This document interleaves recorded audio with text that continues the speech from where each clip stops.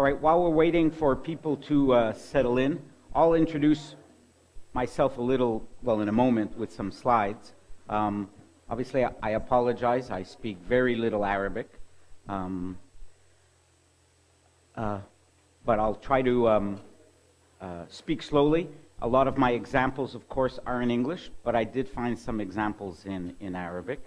Just while we're waiting for people to settle down, let me get a sense of who's in the audience.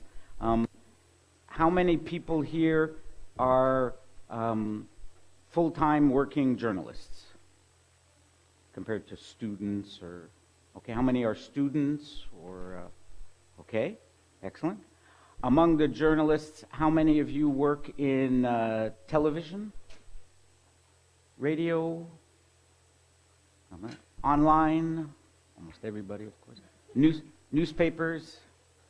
Okay, very good, very good. And finally, how many of you are reporters compared to editors? So you're in the field doing the report. Okay, those are your report. And how many of you are editors or managers? Or okay, good. A nice mix. All right. Okay.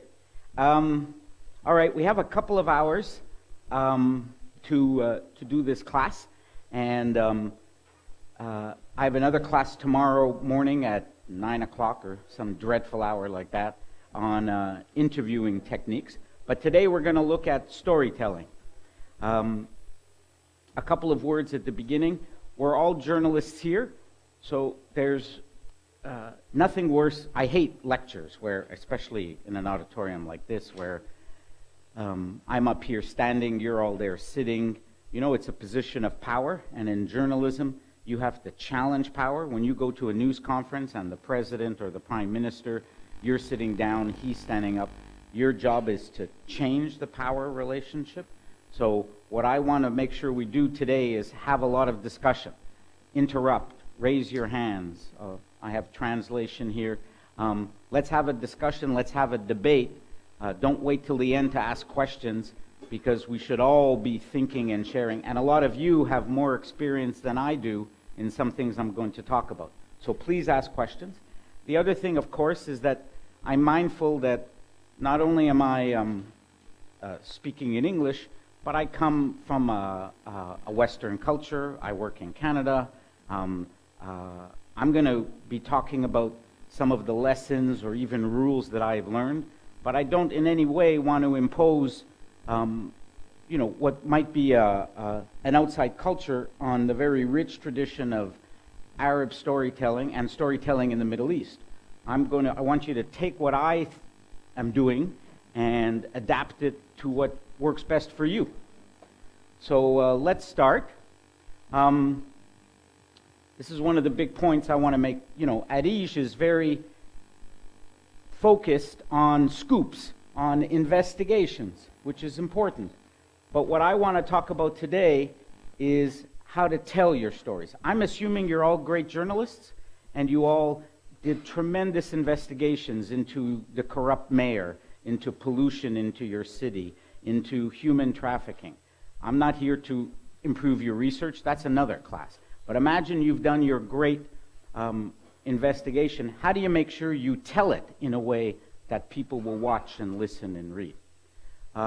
Bit of background about myself. I've been an investigative journalist most of my life. I was in Iraq, embedded with the American soldiers. Notice how they get the good equipment. I get the crummy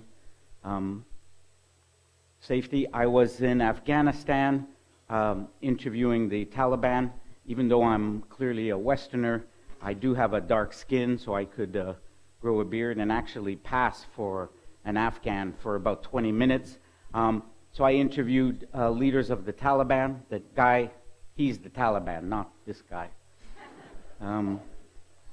I've also written many books about organized crime, child abuse, sex trafficking. I've been able to tell stories about women who are trafficked. And my main job right now is senior producer for this show, The Fifth Estate, which is like 60 Minutes, Panorama, some of the investigative shows that exist around the world. It's a 1-hour show every Friday. So some recent stories we did was on 3 men in Canada, Arab men who the RCMP, the Canadian police, cooperated with the Syrian regime and other regimes to allow them to be tortured when they were traveling abroad. We did a story which I'm going to show you about the disappeared in Syria. We also did a story recently about migrants and refugees fleeing the Middle East across the Mediterranean. Here's just a little preview of what we do. It just shows you some of the stories we tell.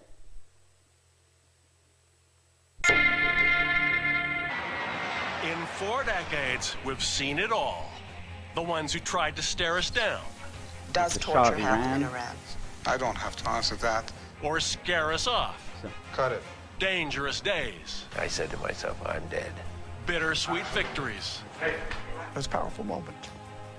Scenes that haunt us. I couldn't stop looking at the photos of it. And faces we'll never forget. He is so loving, and he's such a beautiful person, and he's going to be okay.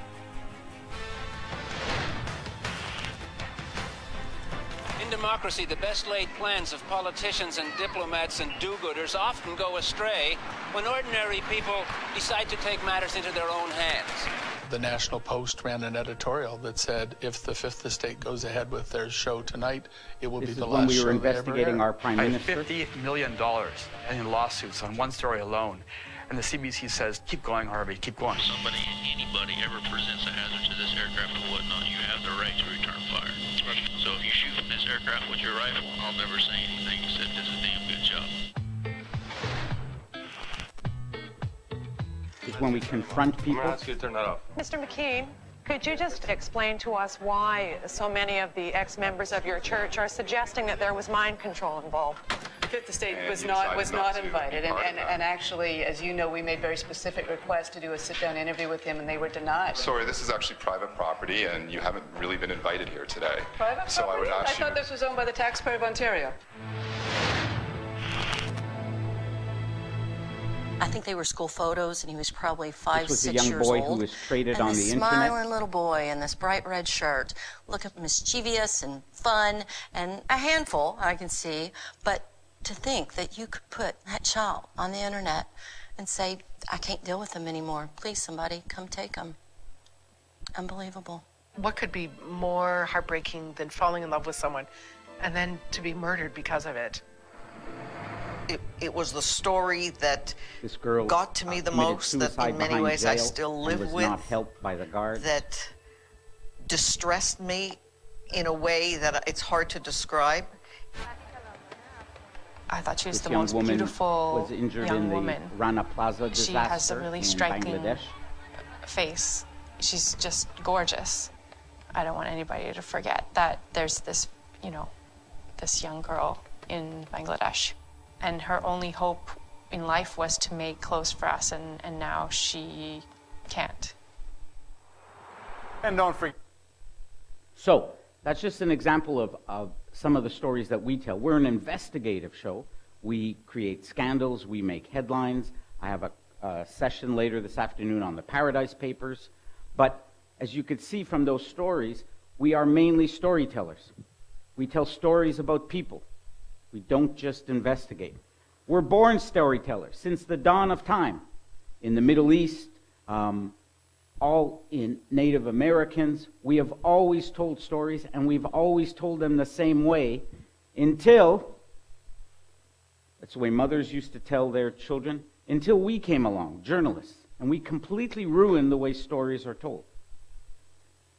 If you think about how your mother told you stories, if you think about stories you tell when you were in school, when you're sitting in the schoolyard and you're talking about, we always tell stories a certain way, and then we ruin them in news because we suddenly thought that we had to give the story away at the beginning and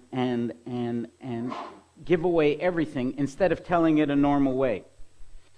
This is a classic example, a very Western example, but most of you, I think, would know the Star Wars movie. And this is one of the famous scenes at the end of one of the Star Wars movies, if you remember.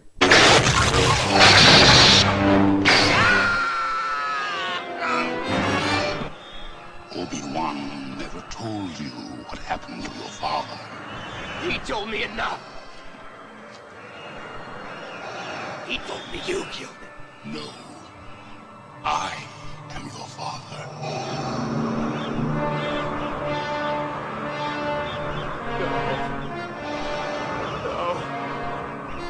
That's not true. That's impossible. So it's one of the famous scenes in Hollywood movies when Luke Skywalker discovers that his evil enemy is actually his father.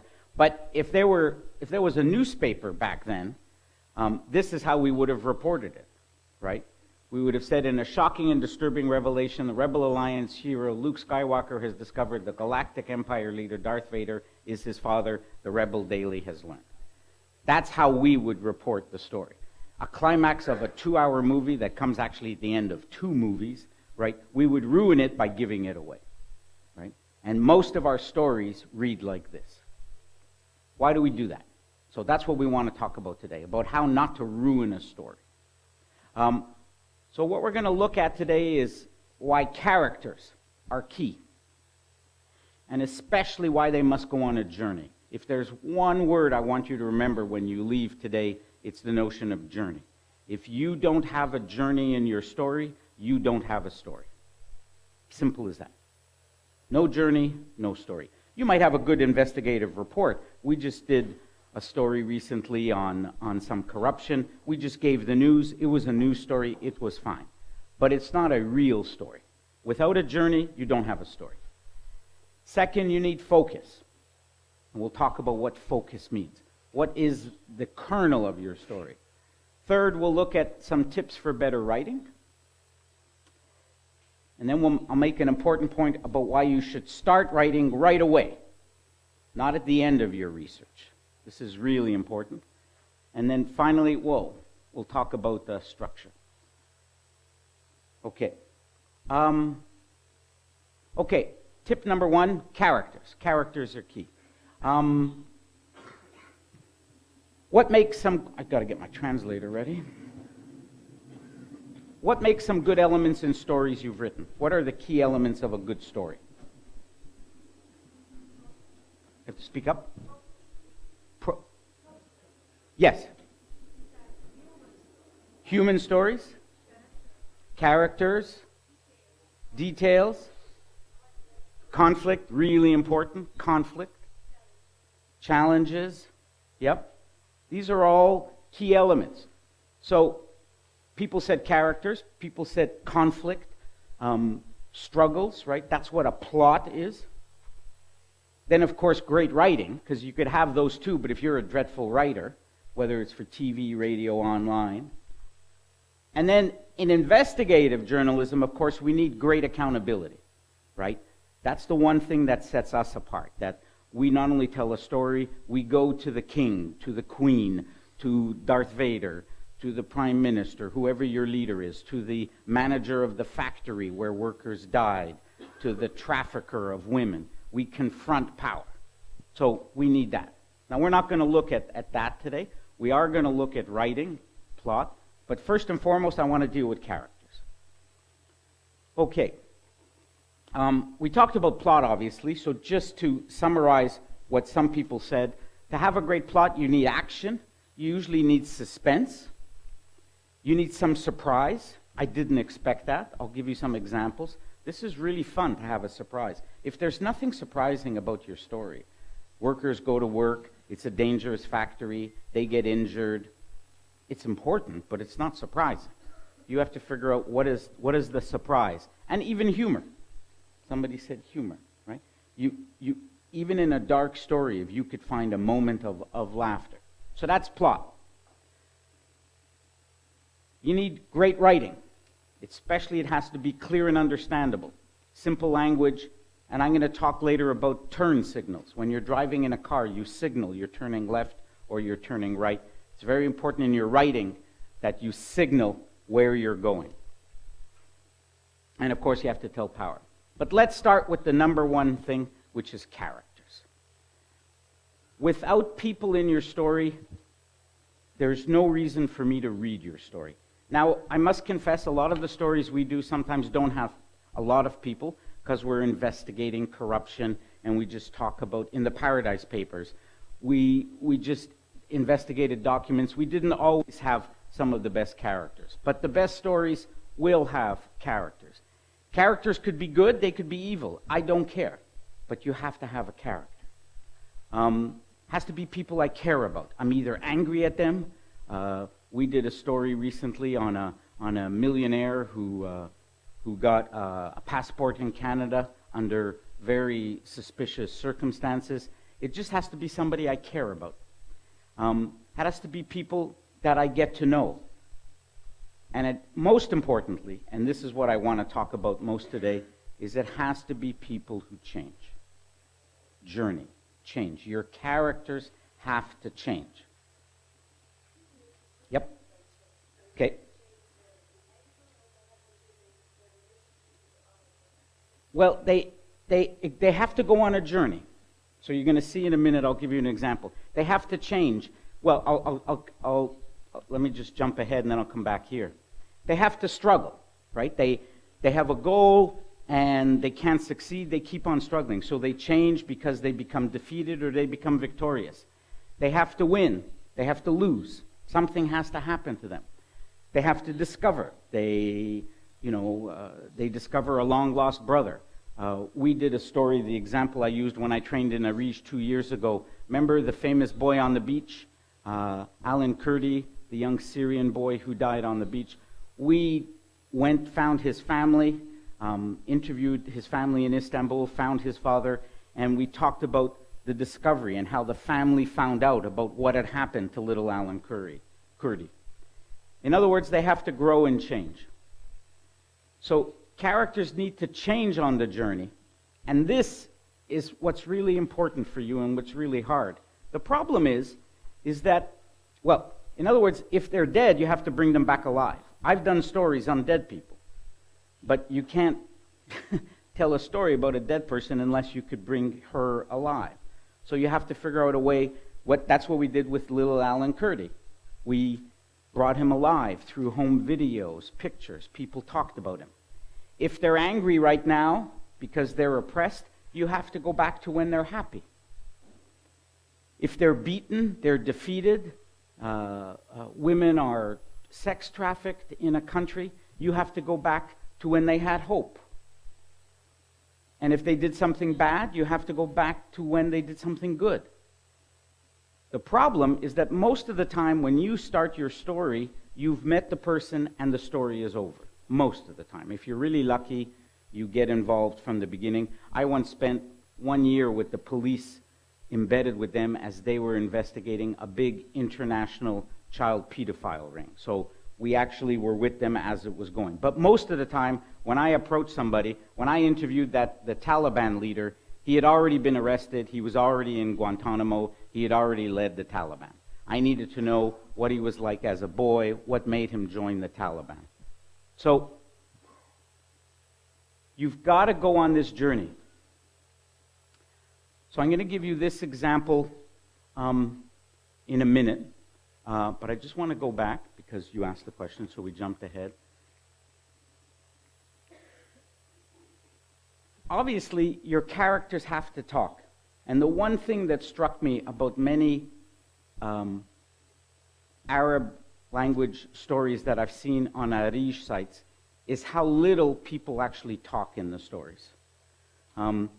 So if you could see, this is a blown-up version. These are articles published on the Arij website, various investigative stories, terrific stories. The yellow is where somebody is talking, where a real human being is talking, right? Every place there's yellow, it's a real person talking. Everywhere else, it's the journalist talking, or a document, right? Now, would you go to a movie like that? You know? So why would you read, an investigation like that? So don't let your people disappear. If you don't have a quote from somebody every 3 or 4 paragraphs, you're just giving me a lecture. It's not a story. Might be a great investigation. You might even win an award. Terrific. But it's not a story. All right? So,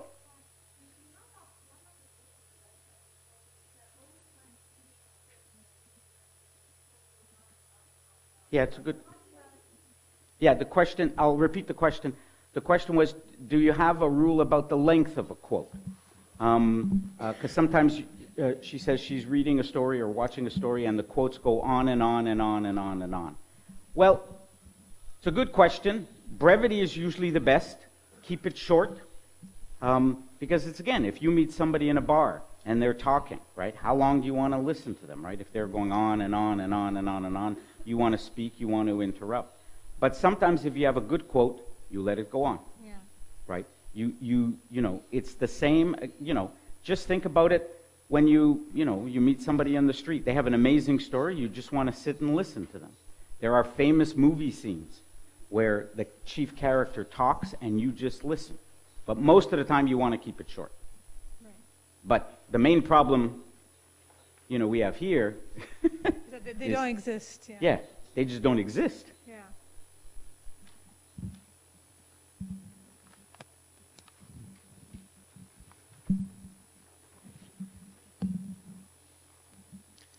أنا صحفي من العراق. Hold on a minute. في بعض الأحيان أوكي أنا صحفي حيدر انذار من العراق. في بعض الأحيان وخصوصا في العراق الضحية يخشى أن يظهر أمام الكاميرا، لذلك يلجأ بعض الصحفيين إلى وصف السرد القصصي بالصحافة الاستقصائية، فكيف نعالج هذا الشيء؟ Yeah, that's very common, not just in war zones, but and we can give some examples later.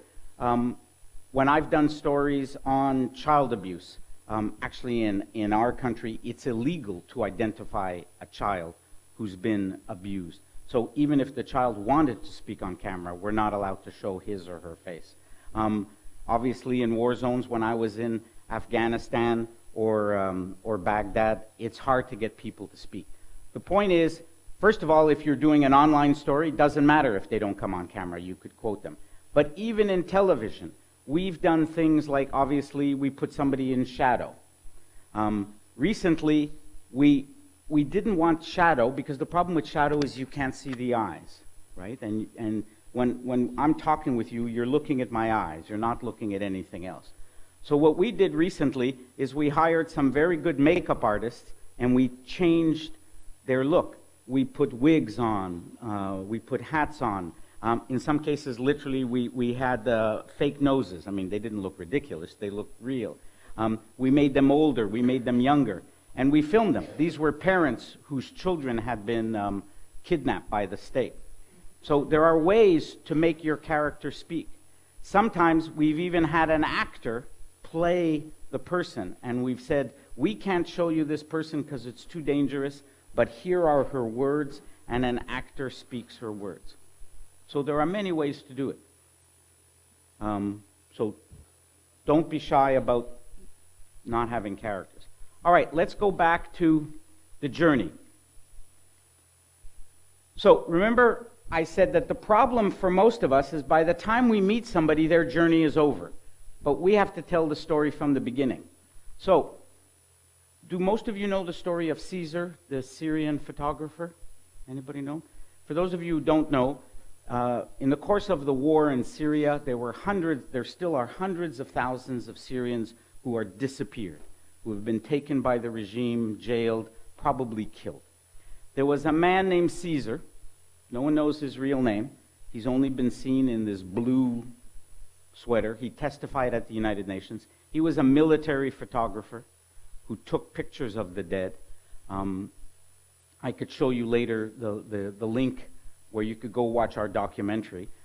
So we did a story. We got an exclusive interview with Caesar, and he tells his story about how he smuggles out the pictures. But to illustrate his story, because Caesar he talked, he didn't even want his voice used. This was a good example. So this man, who was his translator, became his voice. So we did the interviews, and he spoke for Caesar.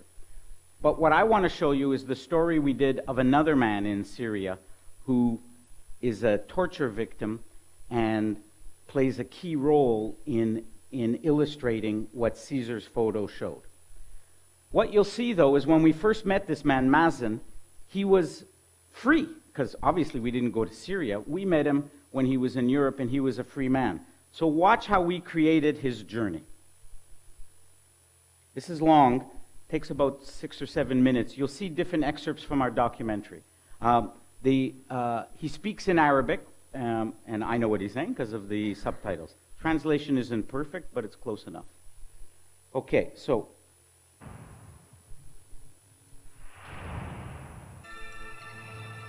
when we meet him, his battle is over. Mazen al-Hamada eventually found refuge in the Netherlands. Today, he channels his anger and his grief into building that political will. سجن بشار الأسد. هذا سجن بشار الأسد. He tells his story to diplomats and to politicians, to anyone who will listen. It's how he survives. Okay, that's when we met him.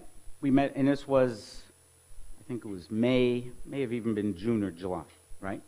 We had to tell a story, a 1-hour story. So we have to go back into his life. So when we meet him, we not only do the interview with him, we ask him for videos, pictures. We have to go back to when, not only, even before there was the war in Syria, to tell his story. So we go back to the beginning. So the scene you just saw is the last scene, one of the last scenes in the movie. What we did is we go back, so this is the first time you meet him in our movie. Here's what happens.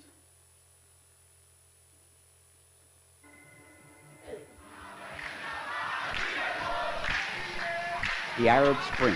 It was spring 2011, the Arab Spring. In the Syrian city of Deir ez-Zor, young people, like those across the Arab world, were on the streets.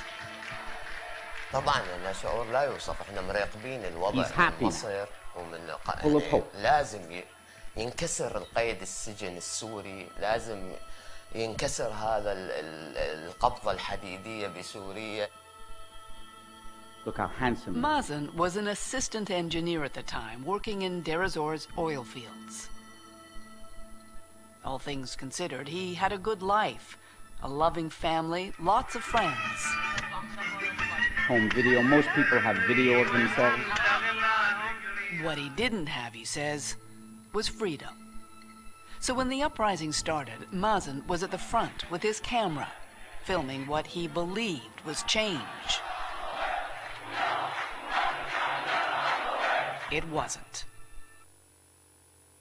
Okay. So when we meet people, the first thing we ask, aside from their story, is, do you have video? Do you have pictures? What were you like when you were young? Do you have baby pictures? Do you have? So we had great pictures of Mazen when he's young and full of hope for the Arab Spring. Then we tell his story chronologically, right? So he's a happy revolutionary, and suddenly the repression starts. And so before we're going to get to the torture, we need him to explain his arrest. So we move on.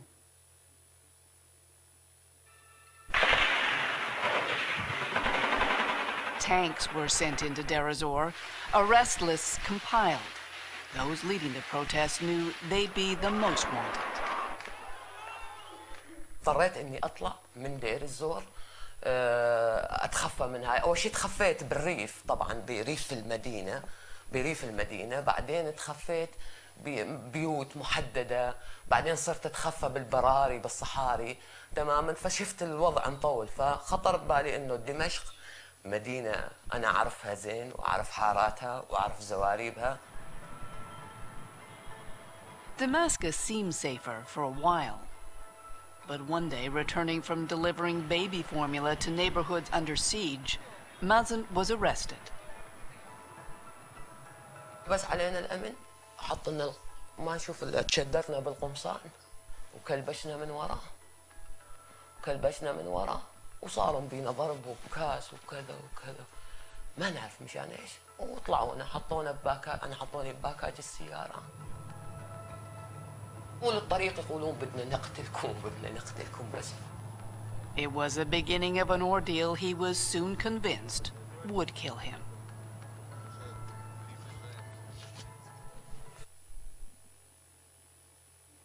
Okay, so once he tells us how he gets arrested, especially in television, we go back and we figure out ways to film it and recreate his story of his arrest. So it's a journey, right?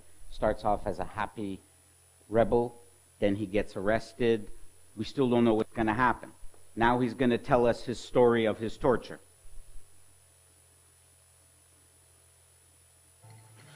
بس أول سؤال خطر ببالي إنه أنا وين؟ أسأل المعتقلين أنا وين؟ وإنه يقول أنت بالمخابرات الجوية بمطار المزة. Meza Airport, Air Force Intelligence, words that strike fear into every Syrian heart. Located in southwest Damascus, the detention center has a long reputation for extracting confessions. Mazen decided he had nothing to lose by telling the truth. Watch how he begins وش to قالوا لي change. بدك تعترف على قتل عناصر الجيش العربي السوري. تماما على حمل سلاح. قال لي وش سؤال سألني؟ قال لي شو نوع سلاحك؟ قلت له كاميرا بكل وقت.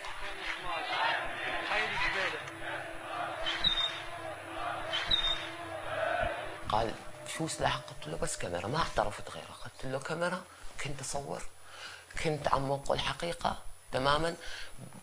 بس قام نزلوني 4، ما اعترفت على سلاح، نزلوني بالارض 4 وجابوا لي عصي وبلشوا كسروا لي هاي ضلاعي هاي.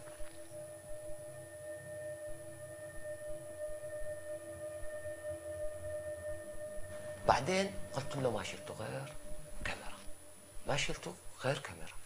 المهم طلعوني شبحوني، حطوني كلب شهيشت ايديني هون ربطوها على بوري، ايوه على شباك بارتفاع 40 سنتي عن الارض تماما، وحطوا حذاء بلاستيكي باثمي وقالوا لي عض عليه.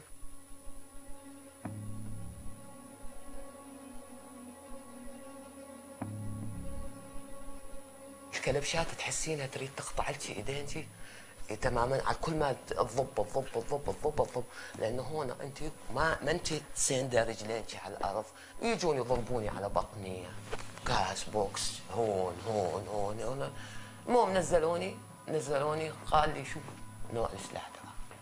قلت له والله يا سيدي ما شلت سلاح، وانه يقول ماشي ما راح تعترف، راح اخليك تعترف.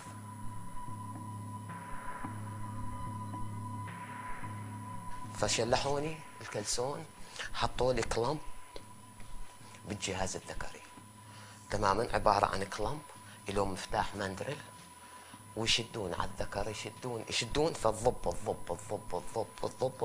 الى اخر شيء ما تحسين اللي يقطعوكي، يعني يقطعوا اللي عم يعذبون الذكر تبعه، وواحد حاط لك خازوق من ورا.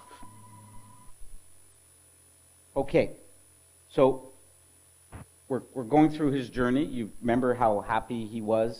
Now he's crushed. He's a torture victim. He finally gets out. We explain how. He goes back to Deir ez-Zor, and his dreams are shattered.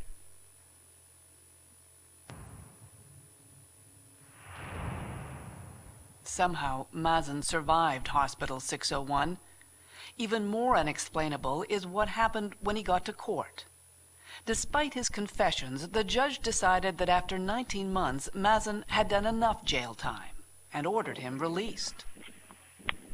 He returned to his home in Deir ez-Zor, but by now the region was under ISIS control, his family and friends dead or dispersed.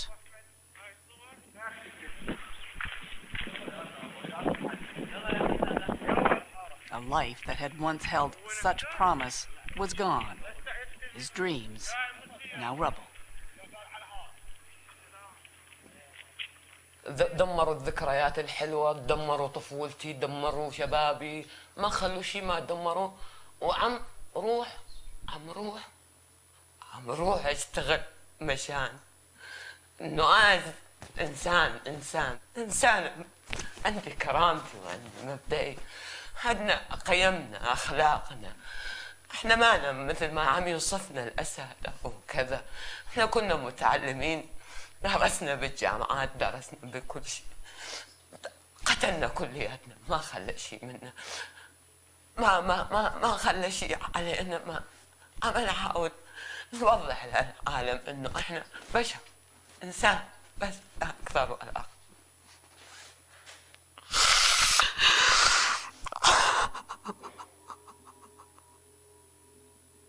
Okay, so in his journey now, he is at his absolute lowest point, right?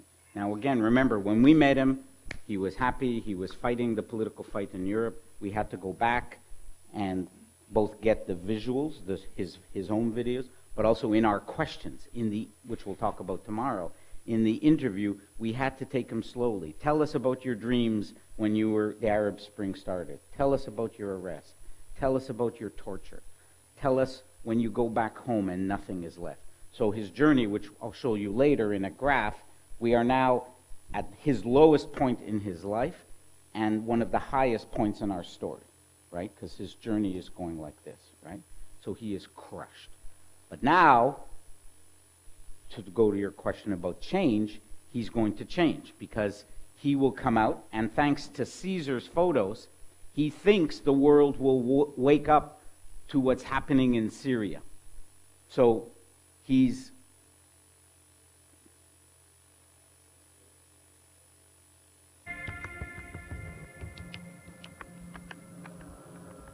these are Caesar's photos. Since 2013, when they were smuggled out of Syria, the Caesar photos have been seen around the world, forcing the world to ask what so many Syrians have been asking for years. Do you get it now?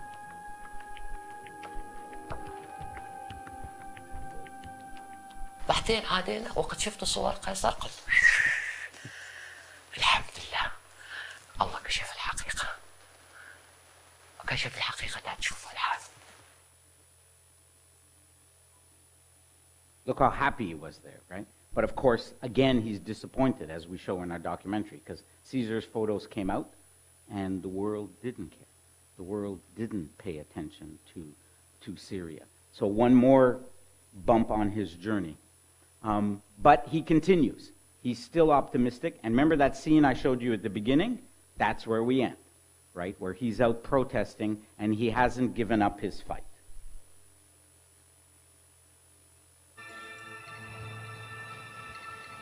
So now this scene makes a lot more sense. Mazen eventually found refuge in the Netherlands. Today he channels his anger and his grief into building that political will. سجن بشار الأسد. هذا سجن بشار الأسد. He tells his story to diplomats and to politicians, to anyone who will listen. It's how he survives. أوقات يسألوني كثير إنه شلون تحملت هيك، إني أنا أضطر هسه أروح أشتغل مشان ما أرجع للوراء، ويصيبني اكتئاب أو شيء، لكن أنا بروح بضمن القوانين. لشوف هاي القوانين راح تساعدني، راح تساعد أهلي، شعبي، ناسي، ضمن القوانين تماما اللي هم الدول هاي حطتها لمحاسبة هذول المجرمين والقتلة. So, all of what you saw was filmed in 2 hours in a hotel room, right? And you saw how he goes on an amazing journey of his life. And that's what you have to do every time you sit down with somebody. You might have half an hour with them in a cafe. You might meet them in a war region of Syria. Or you might spend months and months with them, developing them as a source because you're doing a story on corruption in your country. It doesn't matter. You have to take them on this journey. We have some questions. Where's the microphone?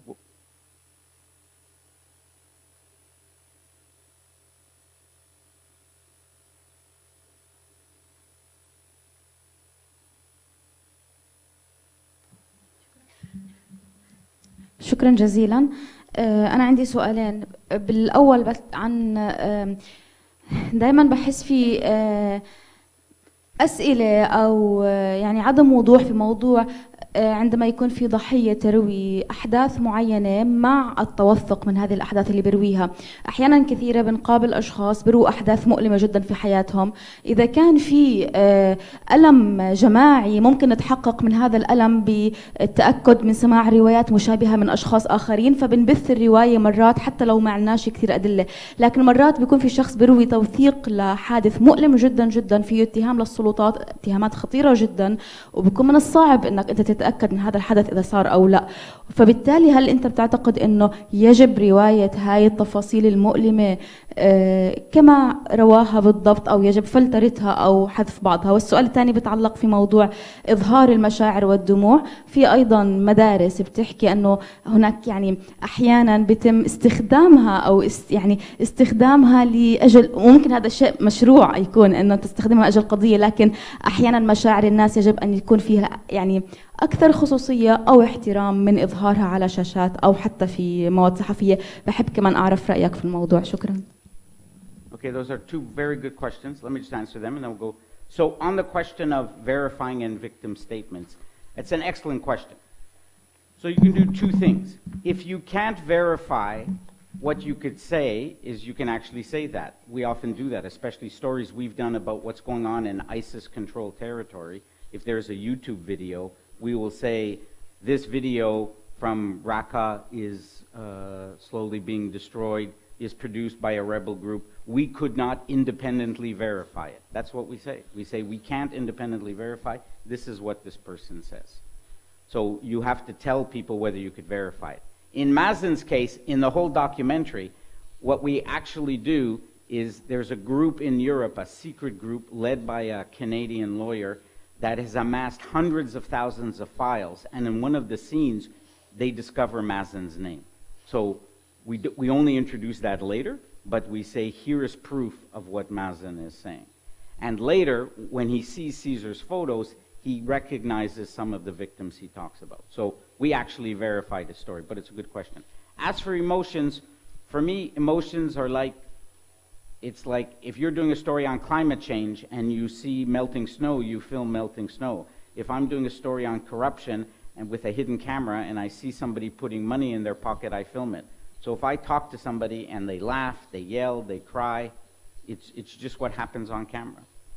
I don't want to exploit it. We usually keep it to a minimum, but it's what the camera saw. So I don't have any problem with it. We have a question down here first and then up there. I have microphone? Okay, sure. Yeah. My question is about when interviewing a character, especially a traumatized character, what are your tips about that specifically? Like not to trigger the trauma he's been through or she's been through, especially in either in abusive cases or conflict Good cases. question. Let me save most of that till tomorrow, if you can come tomorrow morning, when we do a session on interviewing. But what I think you should do as a journalist is, on the one hand, you have a nasty job. Your job is not to care about the person and to get the best story out of that. That's your job, right? It's sad to say, but it's like a doctor. A doctor might inflict pain on somebody to do the operation. Too bad. That's what a doctor has to do. So you as a journalist is to get the story, and you're not there as a social worker. You're not there to help somebody necessarily. That being said, you're also a human being. So what I usually do is, first of all, I tell the person ahead of time. I say, this is what we want to talk to you about. I know at times it's going to be difficult. Then we start the interview. And then at some point, you can actually say, and we'll talk about this more tomorrow, you could say, this is a very difficult question for me to ask, and I'm uncomfortable about it, but it's my job. I have to ask it, right? And so I've done it when I've had to interview young women about being raped. That's a very difficult thing, especially for a man to, so if you acknowledge, you say, I have to do this, I don't like doing it, but it's my job, I need to do it, is it okay? And then you ask the question. So on the one hand, you're a mean-spirited journalist, but on the other hand, you're a human being. There's lots of questions, so we have to try to do it in order. Here first, and then here, and then there, and then he was actually first too, but let's... أنا عندي سؤال ما بعرف يبدو في حتى كتير صحفيين ممكن يكونوا عندهم نفس السؤال. هلا نحن لما بنعمل تحقيقات استقصائية أو قصص فنحن أول شيء بنحاول بعد إجراء البحث الأولي نبني القصة، نحاول إنه نحن نعمل بنية، ومن أحد يعني العناصر إنه نحن نعمل بنية فيها إنه نحن نبحث عن أشخاص لهم علاقة بالموضوع، ضحايا على وجه التحديد. يعني ممكن نحن إذا مثلا عم نعمل موضوع له علاقة بالاغتصاب ممكن نحن مثلا نجمع شهادات 5 أو 6 أو 7 أو 10 أو 15 ضحية. هلا هن بالاخير رح تكون النتيجه انه كلهم رح يقولوا انه هن تعرضوا للاغتصاب لانه هدول ضحايا وهيك صار معهم، ولكن تختلف قصه حدا، يعني كل حدا بتختلف قصته فيها خصوصيه مختلفه. نحن لما بدنا نسرد القصه بالتاكيد ما رح نقدر نسرد قصص هدول ال5 او ال6 او ال10 او ال20 اللي نحن توصلنا لهم. في عده اراء من الصحفيين بهذا الموضوع، في بعضهم بيقولوا استخدم اقوى قصه عندك وحاول انت توصل الفكره من خلالها، وقول انك انت قدرت تجمع شهادات اضافيه اخرى موجوده. في بعض انا شخصيا بحاول اني مثلا اختار مثلا 5 قصص واركز على عنصر القوه بكل قصه، وين هي الذروه او عنصر القوه تبعها. شو رايك انت بهذا الموضوع؟ شكرا. Well, I don't think there's a fixed rule. You have to decide each case differently. What we did here in this story is we told the story of Caesar, and then we told the story of 2 victims. Mazen was one of them. And we used 2 criteria. One is the story had to be reflective of generally what went on. So in Mazen's case, we needed somebody who was an activist, who was involved in the Arab Spring, was tortured, that we could prove was tortured, but we also wanted to give hope. So we wanted somebody who was not just broken, but had come out the other side. So we chose it directly. Again, the main criteria I would use when you're choosing your main character is, does that character go on a journey? If Mazen was just always miserable, always sad, and then was tortured and is still miserable and sad, that's okay, but it's not much of a story. You need a journey. There's a very patient man up there, and then I'll come to you. This man over there. And then we'll move on. I mean, I know there's lots of questions, but we have a lot to get through. Yeah, 3. We're going to do 3, I guess 4 questions. Oh, 5, 6, whoa, Jesus. We'll try to move on after 4, and then we'll come back to people. أنا مش سؤال بقدر ما هو تعليق. مؤتمر أريج السنة هاي عن المعركة ضد الأخبار الملفقة والمزورة. كانت إليزابيث على مدار اليومين السابقين قبل المؤتمر بتحكي عن تجربة شخصية إلها، وثقت قصة، وهاي القصة للأسف بعد ما حكت مع المصادر طلع المصدر غير صادق. ووثقت أيضا قصة أخرى من CBC الأمريكية، كيف أنه كمان المصادر كانوا يخدعوا الناس. أنا بعتقد أنه المشكلة اليوم أنه كمان مهم أنه نتأكد من المصدر من خلال أكثر من رواية المصدر، من خلال إما وثائق أو من خلال أكثر من مصدر. أما نكتب أنه هاي بتحقيقاتنا، أعتقد وما بعرف إيش رأيك جوليان، نكتب بتحقيقاتنا أنه هاي القصص مش موثقة، يعني إيش اللي عملناه بالتحقيق؟ هي موجودة على اليوم على منصات التواصل الاجتماعي. داعش عندها منصات كبيرة وبتروج إلها، وهي يعني ممكن مرات كثير وسائل الإعلام بتنشرها، بس إحنا إذا بننشرها وبنحكي أنه ما تحققنا منها، إحنا بنساهم في نشر ربما أخبار غير صحيحة. No.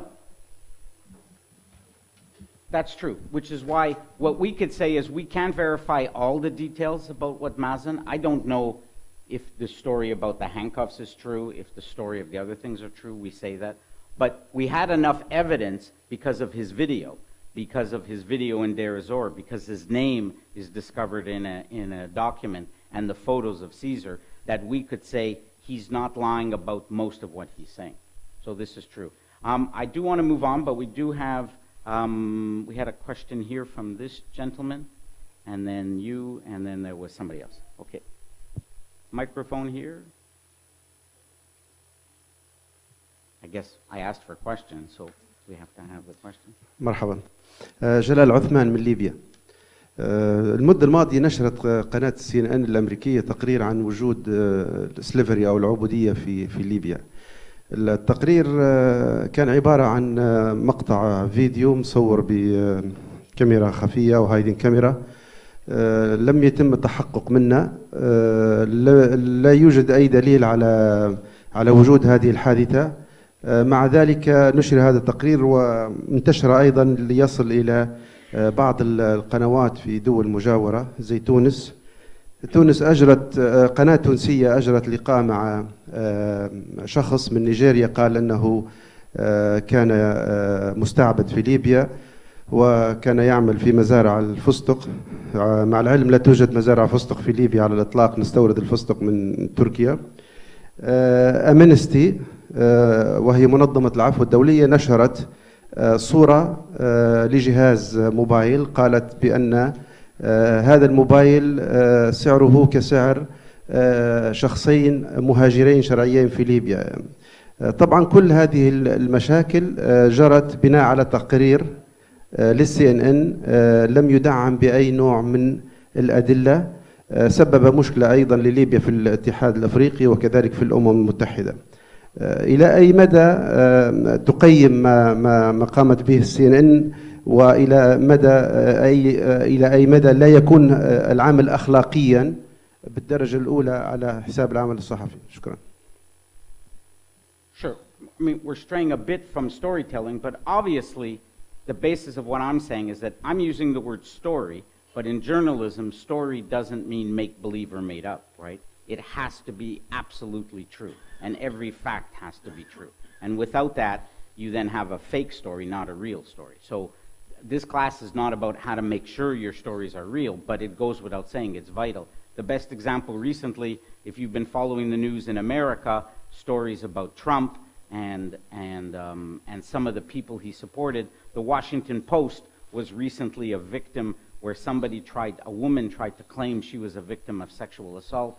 They met with her, and what they did is instead of just believing her, they landed up investigating her, and they found out that she was a plant. She was a spy from a right-wing group that was trying to trick the Washington Post. So the Washington Post did what you're saying they did. The first thing we do is we investigate our source. Then we verify their story, then we tell their story. I want to move on. I know there were a couple of people, but if you bear with me, let's just move on and we'll try to come back to your question, or do you want to? Okay. Just because otherwise we're going to run out of time, but be sure to ask it again when we come back. All right, so the main thing, the first big lesson took a little longer, but it's important, is journey, right? You could leave now, it's okay, this is the most important lesson. But if you come away with remembering journey, this is important. The second point I want to talk about is focus. Let me get an example. If somebody could tell me a recent story you did, not necessarily investigative, and what was its focus? What was the point of the story? Can somebody give us an example in any story you did recently? Somebody who's brave enough to talk? Because we have to experiment with how you describe this woman over here. Well, wait for the microphone.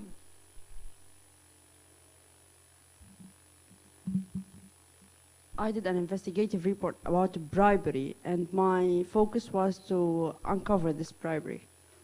Okay, could you explain a bit more? What kind of bribery and much more, what was your focus? In one of the official places, departments, there were briberies in order to finish, which are legal documents or papers, and people had to pay in order to finish their papers. So my focus was to go through this procedure, and myself, I went through these steps, and my focus was to uncover the person who gets money in order to finish the papers or do all the procedure in a legal way. And where was this? Lebanon. Lebanon, okay. All right, so that's a story and the beginning of a focus. What I want to show you is that strong enough as a focus? Because especially as an editor, journalists come to me and say, I want to do a story about bribery. I go, okay. I want to do a story about corruption, bribery in Lebanon. I go, okay. That's still not a focus. What is a focus? A focus doesn't just mean a subject, which is the beginning of what you have. Focus is a simple sentence that explains what's going to outrage people about your story. So the best way I make a test is, how would you explain your story to your 5-year-old niece or daughter, right? If you can't explain your story to the way a 5-year-old would understand and be interested, you don't have a focus. So if you were telling your 5-year-old niece, what's your story? My story is about bribery. Then your niece would say, what's bribery? And she would say, well, it's when people have to pay money for something to happen, which is what you said. But then she'd say, why would they do that? And then you might say, well, because they don't have a choice. Why don't they have a choice? Well, because the men who are running the health department. Now you're getting more to a real focus, which is the corrupt manager of the health department is living in a rich villa because he is forcing young women to pay him bribes or what, you know. A 5-year-old is actually smarter than most of you are because she is going to ask basic questions, right, that will force you to focus. Because otherwise the 5-year-old will say, I don't understand what you're talking about. This is boring. I'm moving on, right? So if you can't write out in about 10 or 15 words what your focus is to a 5-year-old, you don't have a story yet. Now, it also, a focus can't be a noun, right? In journalism, people say, I want to do a story. They say, I want to do a story on corruption. I want to do a story on ISIS. I want to do a story on Raqqa. I want to do a story on bribery. We don't do nouns. We do verbs, right? Journalism is about action, right? A journey. So the story has to be something happens. Somebody is forced to pay a bribe. What happens to them? So you need action, reaction. You need because on both sides of your... And you need human beings. We can't tell stories of buildings. We need human beings. So your focus needs all of this. So let me give you an example. I did a story many years ago for a newspaper about this man, this mafia man who landed up in Canada. So originally, you could say my focus was mafia in Canada, just like your focus was bribery. But that's not a focus. That's just a subject. Then we said, okay, the mafia in Canada is flourishing. It's growing. That's better because I have a verb now. Now I could film it, right? But in journalism, we need a because we investigate causes. So your focus has to say, you know, more and more people in Lebanon are paying bribes because the police aren't investigating, or whatever your because. You need a because. You need some kind of cause and reaction. So eventually we came to the focus that mafia mobster Carmela Bruzzese, so it's not just the mafia, it's one man, lives free in Toronto because Canadian and Italian police are not cooperating and we don't have anti-mafia laws. That was our story, right? It took a long time, you know, but you have to have the focus fairly soon to figure out what your story is going to be. We worked with our colleagues to do a story on sex trafficking, sex tourism in Cuba. So again, child sex tourism is not a focus. It's a noun. Canadian child sex tourists flock to Cuba is better because now I have a verb. I could film a verb. We went to the airport and we actually filmed tourists going to Cuba for sex. So I need a verb to be able to film. But then I need a because, and I need a person. So we found this man, and we have convicted pedophile James McTurk repeatedly travels to Cuba to abuse children. Why? I'm an investigator. Because Canada does not track its sex offenders, and the Cuban government ignores the problem. Now I have a focus, and I know where I'm going to do accountability. For sure. For sure. Well, and we'll talk about this later when we talk about research.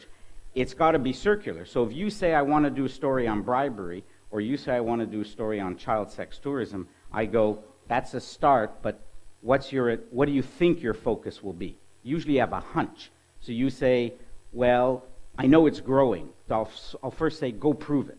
You come back in a couple of days, you show that it's growing. I say, okay, why do you think it's growing? You go back, you research, and then you tell me what it is. So yes, you don't want to have a focus at the very beginning and then you just stick with that focus because you might be wrong. But yes, to some degree it's the hypothesis, but eventually it will become what we'll talk later about your nut graph. It will become the central point you will tell your 5-year-old. right? We didn't know this at the beginning, right? We first had to, we knew that sex tourism was growing, and actually, we already got a hint that Canada wasn't monitoring, so we wanted to investigate, right? Yes, you have to answer the 5 W's, you know, for a focus, but the thing is, it's very important to have a clear focus, because otherwise, your stories will wander. You're doing bribery, and then maybe it's about the cost of bribery and the laws. You have to figure out. Yes, Mark? Julian, does your focus always include an emblematic, exemplary character? Yes, almost always. Yes, your focus needs, it has to be simple, has to have action reaction. Something has to happen which causes something else to happen. Has to have verbs, has to have real people, because otherwise how can you tell your story, right? You need a real people, and usually, like I say, it has to have something like because. Now, initially, your focus might not have a person, because you know there's bribery in Lebanon, you haven't found a person yet. But eventually, you're going to want 2 people in your focus, the victim and the perpetrator. Almost all our stories have a focus that says, this woman was trafficked, you know, in Syria because this man had connections to the police and pimped her out, right? You have 2 people on either side of your focus. Let's take a look. This is a story that appears on the Arij website. I'll give it to you in English. I just have to find it here. Now, I don't know how well you could read that. So this is a very powerful story on the Arij website about legalized marital rape. And about 3 or 4, it's a great description. We'll come back to it if you could read it, right? It's about a young wife, what happens to her. And then eventually, the article says, the tragic end of her marriage is only the tip of the iceberg in a mountain of suffering of many other women like Zainab. This investigation documents tens of women who all underwent the same suffering. So how is that as a focus? We start with one story of Zainab, but how is that as a focus? Good, acceptable, on the way to a focus? Okay, what's good about it?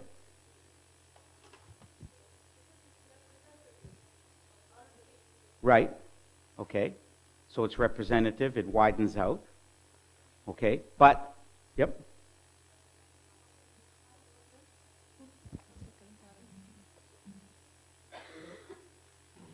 هو ارتكازه كان على حالة واحدة، ولكن الحالة دي بتعكس حالات كتيرة، قضايا كتيرة من الاغتصاب الزوجي في مصر، والسكوت عنها ورؤيتها وكأنها فعل عادي وشرعي لأنه بيتم في إطار الزواج يعني.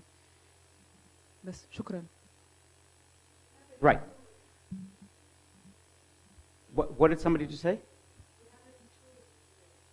You have one? Yeah. What is the because?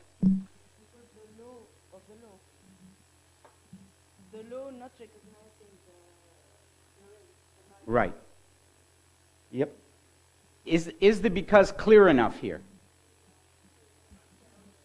Yeah. You see, I think this is the beginning of a focus, but not complete yet.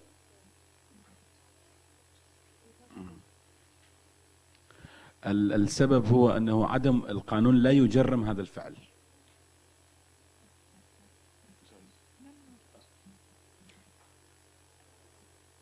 Yes, and it's getting there. I think to be stronger, a focus like this would have to say Zainab represents many other women who can't get justice because, and then you explain the problem in the law, but like maybe also explain the minister who's responsible because the law says this and minister so-and-so doesn't want to change the law. It's too general. It needs to be more like, what's the loophole in the law that makes it Exactly. possible for... That's right. Okay. Because again, if you were sitting down, let's get the microphone up there. If you were sitting down to your 5-year-old daughter and you were saying, I'm doing a story on Zainab, what happened to Zainab? Well, she was raped. You wouldn't want to necessarily tell your 5-year-old, but she was raped by her husband. Well, why didn't the man go to jail, mommy? And you'd say, because of the law. And then she'd say, what's wrong with the law? You would explain what's wrong with the law. And then your 5-year-old would say, what? She says, why can't the law be changed? Well, and then you're getting into your focus, right? I think the good thing about it is what some people said is that this mention of tens of cases gives it credibility. That's right. But what I found negative about it is the flowery language, because you spoke before about using simple language, but I felt like the language was very flowery in the sense of, first of all, it's like poetry rather than journalism in some ways. Well, let's hold that thought about the flowery language, because we're going to come back to this. Okay, so I just want to talk about, you talked about good writing, so I just wanted to focus on that. Okay, let's move on to a second example of focus. So that's not bad for a focus, because it's not a noun, it's action. It's not complete, I think, because you don't have people on both sides, and there's not a clear enough because, but it's a good start. All right, this is a story of cheating at universities. And you could take a long read at it. Well, sorry. And I'll send you the link. You could take a quick read here. It's a very long article. It's very powerful. But I couldn't find a clear focus at the beginning, because it talks about cheating. It's not clear to me why is the cheating going on, who's responsible. It talks about the professors trying to fight it. So it's a terrific story because it's got real characters, real detail. But I don't know where the summary is, where it says cheating is going on because why? You know, little Johnny is cheating because he wants to succeed and the university doesn't have the proper rules to fight cheating.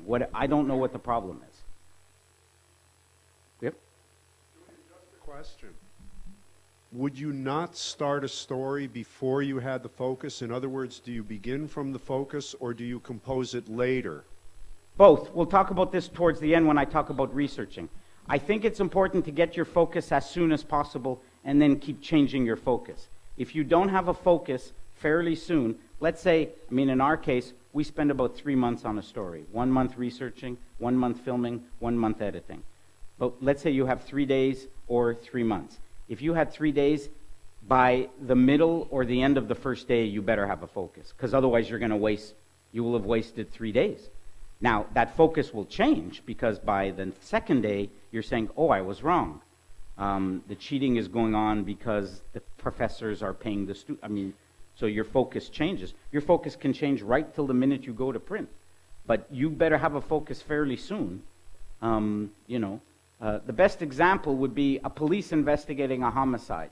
You don't want to have tunnel vision. You don't want to say this person did it and only look at them. But the police fairly quickly make a list of suspects and start checking them off. Otherwise, you're wasting your time. All right, we could do a whole separate thing on focus because it is very complicated. But it's a very key point. So, if you can't write out in 10 words what your focus with because on both sides, you're going to waste your time in your research and your story is going to be confusing. Any other questions on focus? How are we doing for time here? Not bad. Okay. So, first thing we said is journey. Your story must have a journey. You must find a character who goes on a journey. Second, you must have a focus.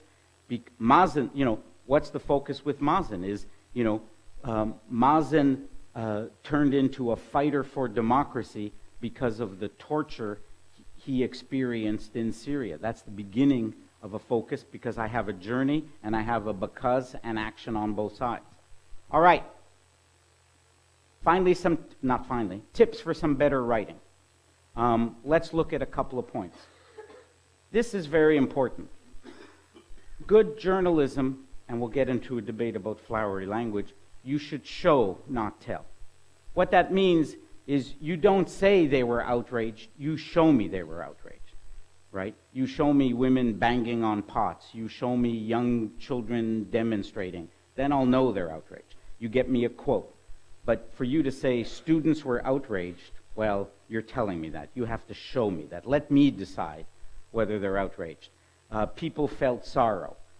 Don't tell me people are sad, have them tell me about their sadness, right? With Mazen, when we talked about him, you never heard the narrator saying, now he's a broken man, right? We just let him say it, and then there actually is a nice line there where it says, now his dreams have turned to rubble, and then he explains it, right? So, show, don't tell.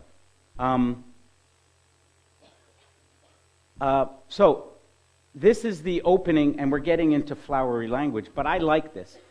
This is a story of a divorce, and if you look at the opening lines here, that's clear enough for you to read, I hope. What I like about this opening, right, is just the scene of the sweat going down her face and the heat of the sun draining her. Wrong story? Oh, okay. What story is this one? Oh, this is about the marital rape? Oh, news about the story. Darn it. Okay. All right. Will you see? Is this example work?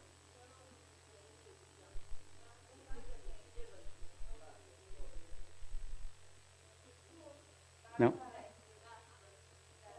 Right. Okay. All right. So, in the original story, what's great about this story is when this is about divorce and how hard it is to get divorced.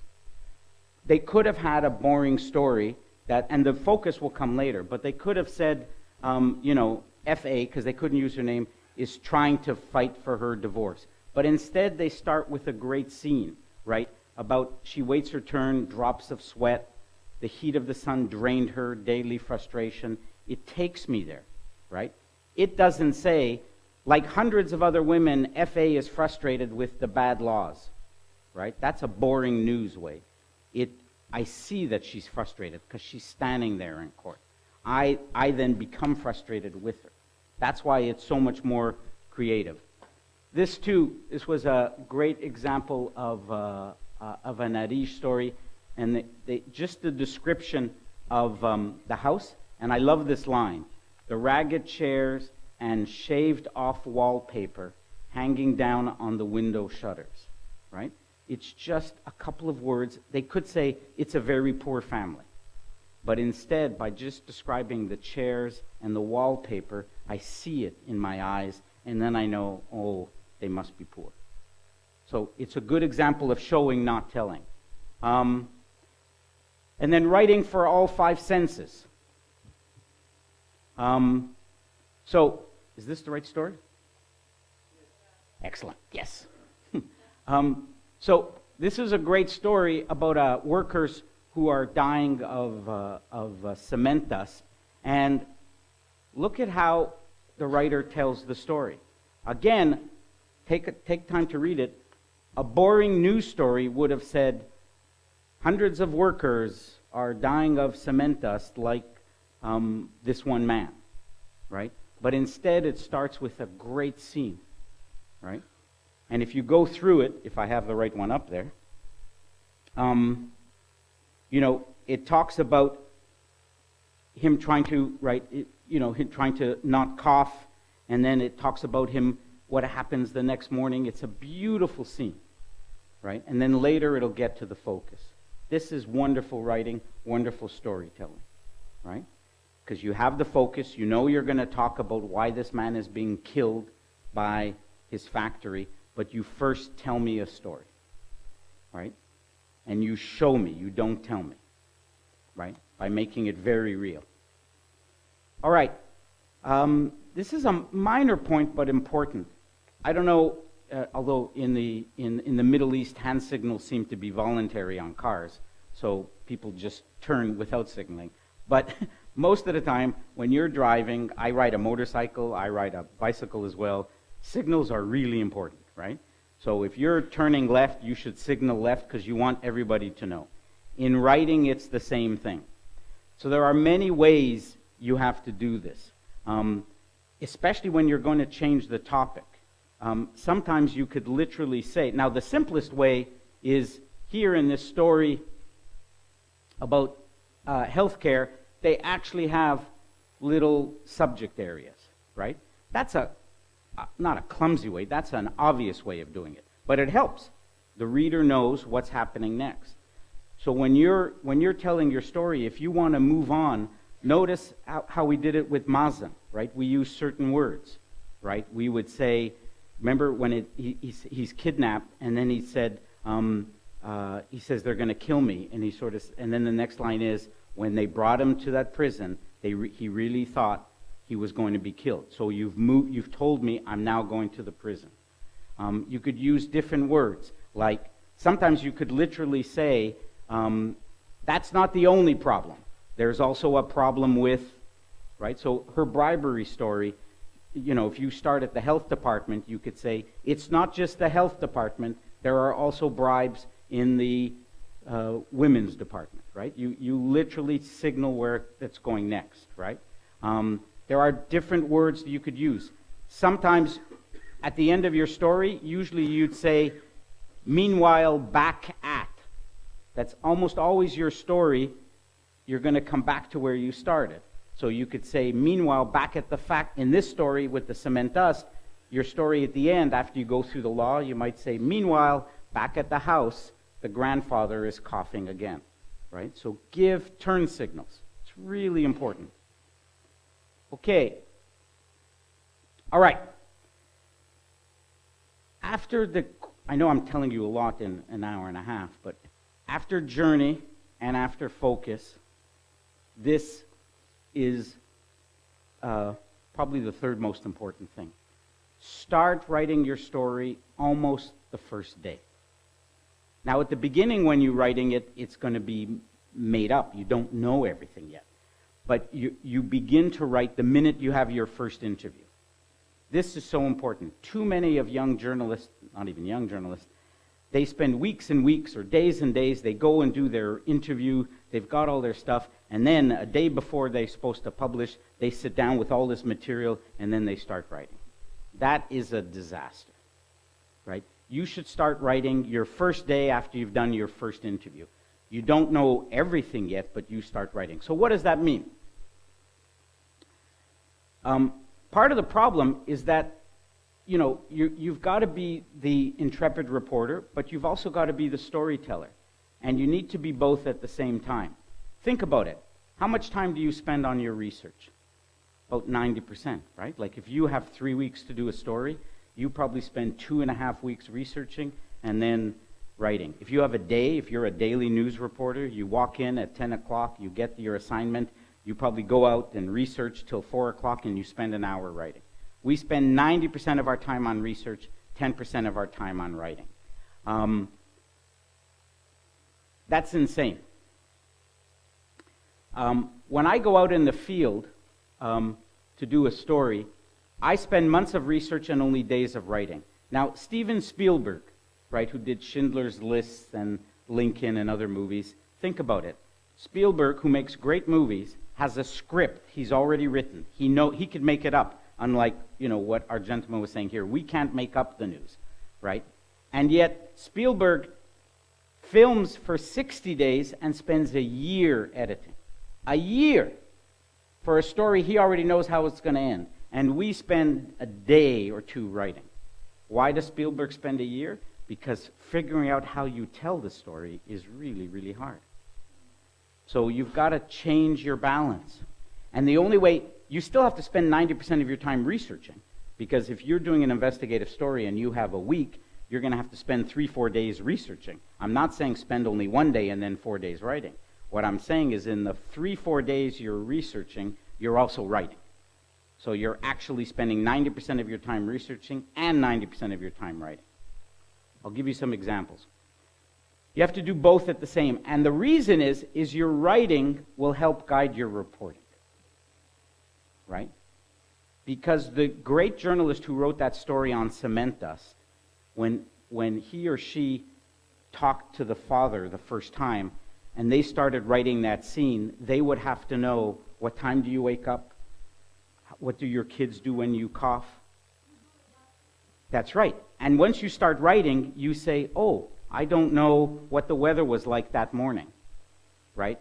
You know, when we did Mazen's story, we had to know, didn't just need to know that he was arrested, we needed to know how he was arrested. How did he feel the day he was arrested? Where did he first go when he was being tortured? So you have to be both. Because then you're going to know, you're going to have research holes. I'll give you an example. What am I doing that structure? I famously did a documentary on a very famous case in Canada of a young man. He was 14 at the time, and he was arrested and sentenced to hang for killing a 12-year-old girl. This was back 50 years ago. And he always claimed he was innocent. He went to jail. They commuted his sentence, so he didn't have to die, but he went to prison. He came out, became a grandfather. 40 years after the crime, he came to us and said, I never did it. I was innocent. And we investigated and eventually proved him innocent. He got $6 million, and it became a famous, famous case. So we investigated 50 years later. We spent 2 years investigating, and we did a famous documentary. I figured I knew everything about this. Then I was asked to write a book. So I started writing the book, and when I started writing, I realized I needed to know things. I knew that he had danced with the girl on the Friday night at a little party before the murder on the Tuesday. I needed to know suddenly what music they were listening to, what he wore, what she wore. So once you started writing, I said, I can't write the scene. A boring line would say, they had danced on Friday, little did they know on Tuesday one of them would be dead. That's not bad, but it'd be much nicer to know what they were dancing to, what music was playing. So that's why you start your writing. Microphone. Whoa. Keeping you active.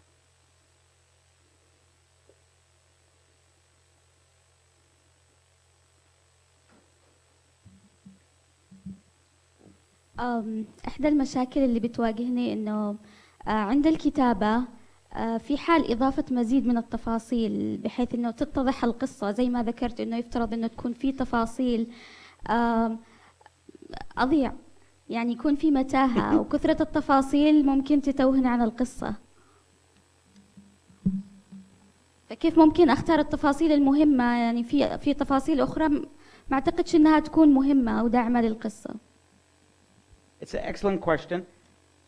But the good thing is you're starting to write, because if you start to write, it's better to start to write and have 4 details and then decide later once you're telling the story, and we're going to show here how you decide what details to keep. It's better to have too many details and realize you need more details because you can't tell a scene, and then later decide what's not important. So we interviewed Mazen for 4 hours. You only saw 6 minutes of his, so there were 3 hours of quotes and details we never used. But we had to ask them all to figure out how to tell his story. So generally I wouldn't be worried about too many details. You have to weed them out later, but details are important. But you're right, don't get lost in them. Hold on, I just want to, somebody over there, and then over there. Okay, we'll start there. شكرا. أحيانا فعلا الكتابة مباشرة الكتابة فور المقابلة تكون مفيدة، ولكن في حالات يكون هناك انطباعات خاصة في القصص الإنسانية.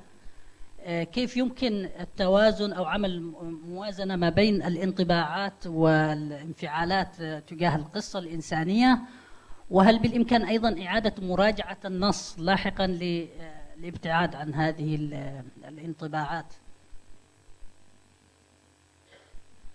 Sure. I think you have to worry about bias, but one of the things I do right away is I go out and I do an interview.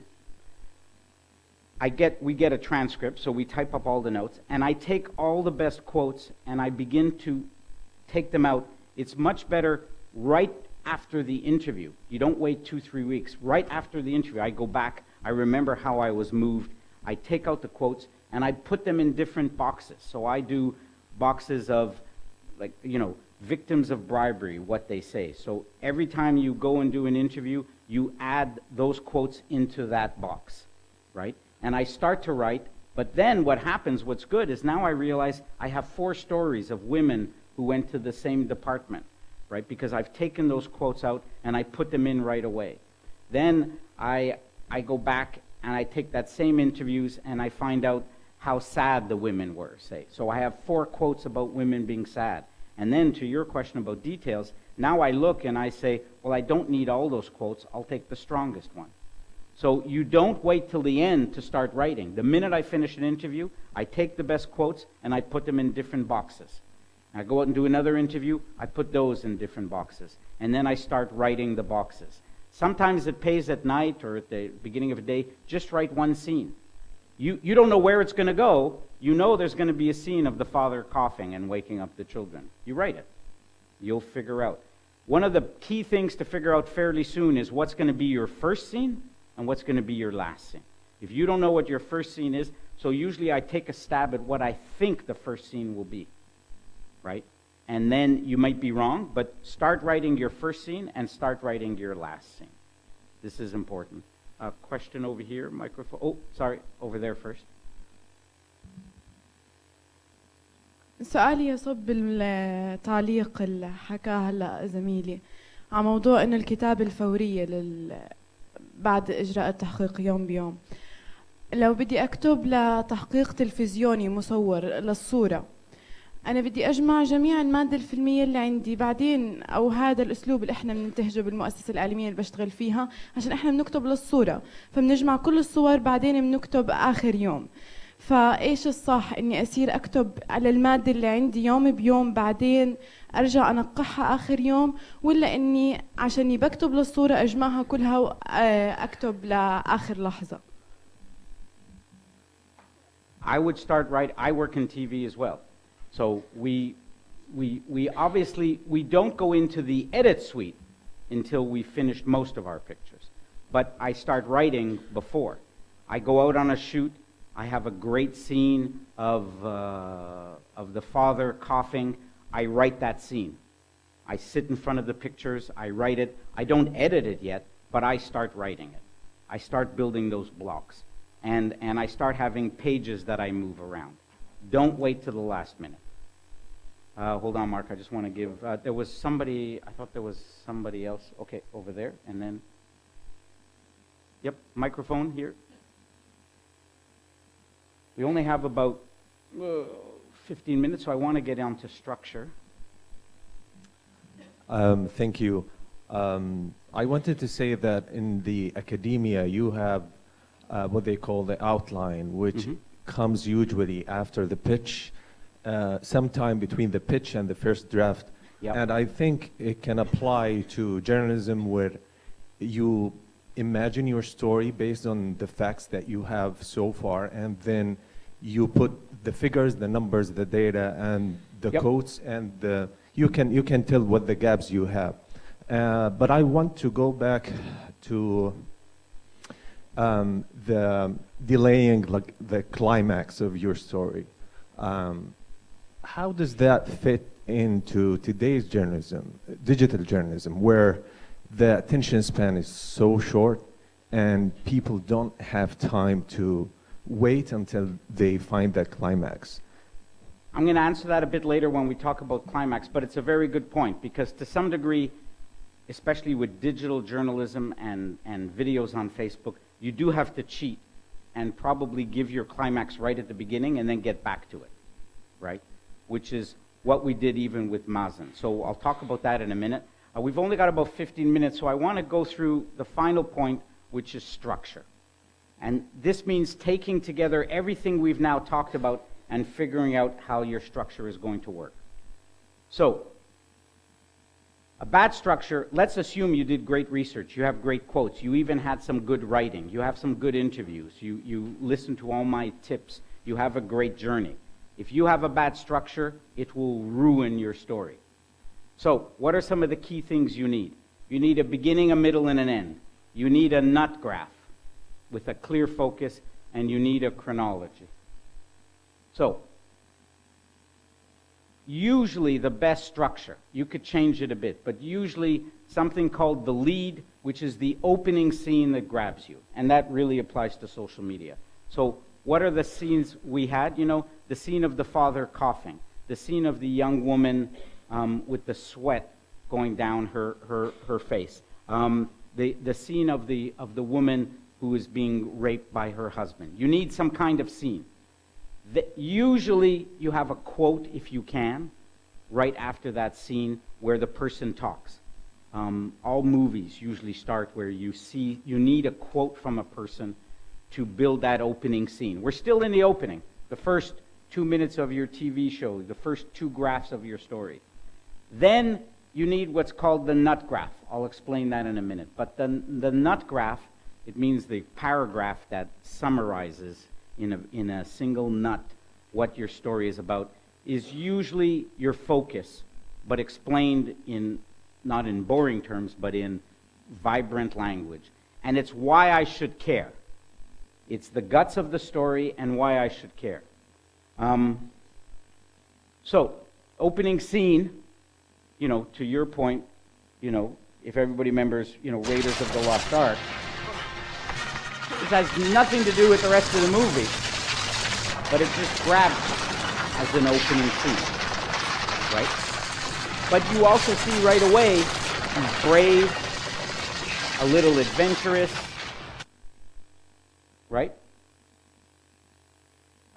This was the opening scene for a book I wrote about the Hells Angels. So the opening line is, they had not planned on beheading her, right? That was the first sentence in my book, right?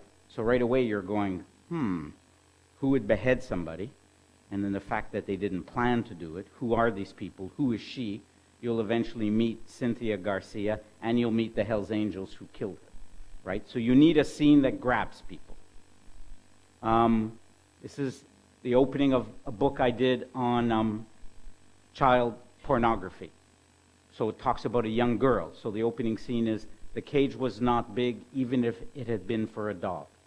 And then you find out what happens to this girl. This is a great opening, right? No, this one, yeah. The other one was different. Yes, that's right. But this one is a great opening, right? It's a great scene that grabs you. Is that the right one? That's right, different one, I know. But this is also a great opening, right? Oh yeah, in French? Okay. Nut graphs. I'm going to skip this. Here. Is this is the right story? Germs? No?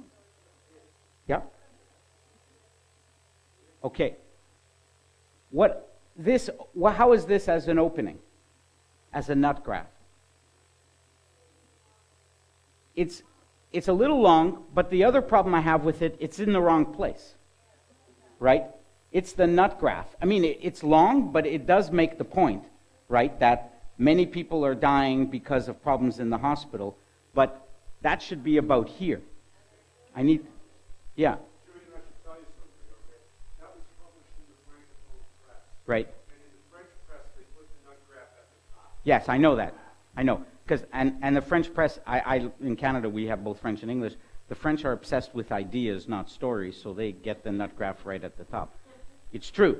All I'm saying is that, you know, usually you're better off starting with a scene and put the nut graph at about 3 or 4 graphs down, you know, because you always want a better scene. Same here. Here the nut graph is in the right place, right? You start with a scene and then you tell me what the problem is. The nut graph also not only summarizes, it's usually a promise of what's to come. I read that nut graph, I know I'm not just going to find out about the woman Zainab, I'm going to find out about tens of other women and also what the problem is with the law. So it's kind of a promise of what is to come. Okay, so putting it all together, what we just talked about, your opening, your nut graph, your focus, and the fact that your characters have to go on a journey, what does that mean? Usually story structure, people often talk about it as a whale, because it kind of looks like a whale, right? You start very dramatic, you know, for social media, then you back up to give me the context, and then you tell your story. I actually prefer something that looks more like this. So usually your opening is you meet your character, right? The woman sweating in the courthouse, the man coughing, something dramatic that makes me want to care. Then you give me context. You back up, and that's usually also where you put your nut graph. You say, it's not just her, there are 10 other women. And stay tuned, we're going to tell you why the law doesn't work, right? So then you start building your conflict. That's what happened with our guy Mazen. You get a climax and then a conclusion. At what? Well, how many of you would buy if you like mystery novels, how many of you would buy a book that says in the first line who killed the person, right? Usually, if you can, you could tease the climax here, but you need the climax as close as possible to the end of your story. I'll come back to that in a minute. Chronology is a very harsh mistress. Once you start your story, don't stray from the chronology. You could start at the end, right? Zainab is now in court fighting her evil husband. You could start with something exciting. Then you go back, and then you stick to the chronology. Don't change the chronology. So to your point about, okay, your characters have to go on a journey, remember? So remember Mazen? Classic example. We do an opening where he's excited, then the context of the revolution, and then finally the climax, right? The climax when he breaks down. And then but remember also, it's great in his story, after he comes out, we do a final twist, where he thinks things are going to be okay and they're not. And then we go down. So if you can, try to get a final twist. To your point about the climax, remember this great Hollywood movie is called Raiders of the Lost Ark, not Finders of the Lost Ark. When is the Ark in the Indiana Jones movie, for those of you who've seen it, the Ark is discovered at the very, very end of the movie. Almost always you want to keep your climax to very close to the end. Yep.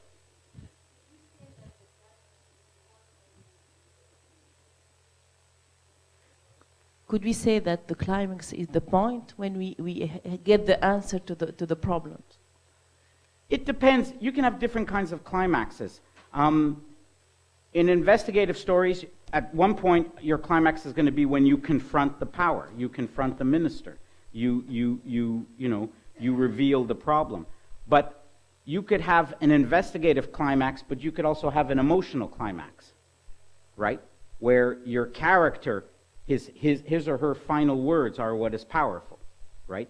Usually in investigative journalism, you can't hold your reveal till the end because people want it at the, so without ruining the story, you would often say, and that's what we did in the Paradise Papers. We didn't hold till the end. We said the Paradise Papers reveal this about Prime Minister Justin Trudeau. We say it at the beginning, but then we build to it again, and then we build to the climax, to the outrage, right? So try to map it out. The final point I want to make is this is a small trick, but what I do is I use these little yellow sticky pads. It goes back to what we were all saying about writing. Once I begin to do a story, I meet somebody, I write a little sticker for them, and I say, I think I'll start with them. But then maybe I'll talk about their children here, and then I'll talk about the law here. And I keep moving around these little sticky pads. So think of your scenes, build your scenes, and then I keep moving them around to find out where is the best place to put, So with Mazen, for example, we kept moving different quotes of his around to find the best place to build it. All right, just to sum up, because then we can take some questions. How are we doing? Yeah, we got about 2 minutes. So, to sum up what we said, characters are key. They're absolutely central to your storytelling. They must go on a journey. We'll talk about the 4 C's tomorrow.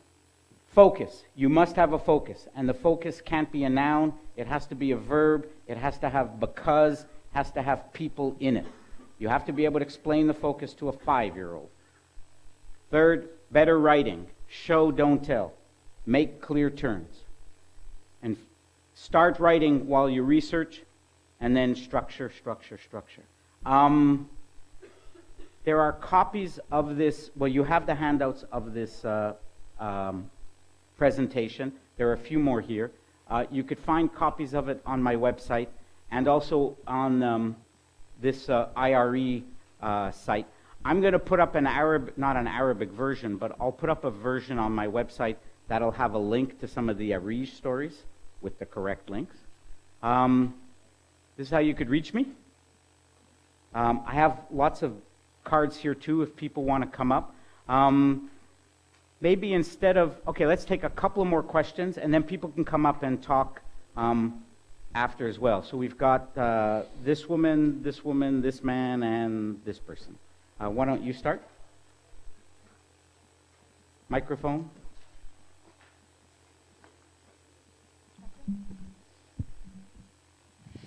Okay. As you said, the characters are keys and the most important in the story. But sometimes we find a very interesting and impressive story, but unfortunately the character is not like Mazen, is not impressive. He cannot like talk about his story. He's not charismatic. And this is a problem because I don't know, what do you think about using him in the story or not, or how we deal with that thing.